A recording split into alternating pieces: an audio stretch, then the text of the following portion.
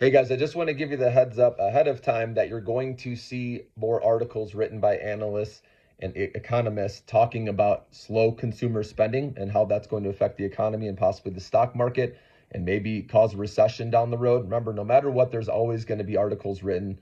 Remember, companies have to do that. That's how they make money.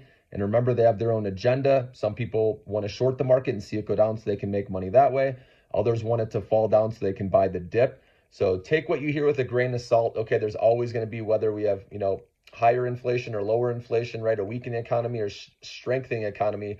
There's going to be pros and cons, right? Or bull and bear side to both. Okay. So like I said, that's why it's important to stick to your own thesis. Don't let all that throw off your game plan. But I wanted to talk about consumer spending because it is the number one pillar holding up the U.S. economy. It makes up 70% of the U.S. economy. And then followed by the second big pillar is employment, obviously. So we need those to hold up all right. So right now we're in this Goldilocks scenario where we want data to come in slightly weaker than expected to allow the Fed to cut interest rates. But right, if it comes in hotter than expected or too weak, right, that's going to cause, like I said, those analysts and economists to sound the alarm bells, right?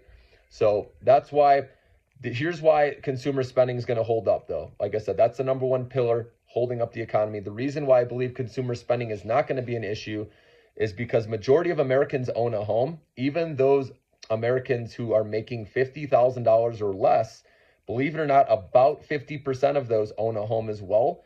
And anyone owning a home right now, if they bought any time in the last few years, right, or even couple years, that prices have gone up. So these people are sitting on some nice home equity. And there's a thing called a home equity line of credit called a HELOC. This is actually what I'm using right now to invest some money in real estate in Costa Rica. But this is what consumers can tap into to bring in some extra money. Okay. Also, stocks have done very well. And there's a lot of people that have made a lot of money that are sitting on gains. So they can also sell some of that, guys, if they need more money. So those are two reasons why I believe consumer spending is going to hold up all right. And you don't need to fear, right, analysts and economists coming out talking about recession and, like I said, a weakening economy, all that. Okay. It's good for an interest rate cut. That's what we want right now. And yes, I'd like to see the data just come in slightly weaker. I don't want to see it come in, much weaker than expected. But so far, right, we've just come back down to pre-pandemic levels. So this is exactly what we want to see right now, guys. We need to see more data. Like I said, we have CPI, PPI coming out Thursday, Friday this week.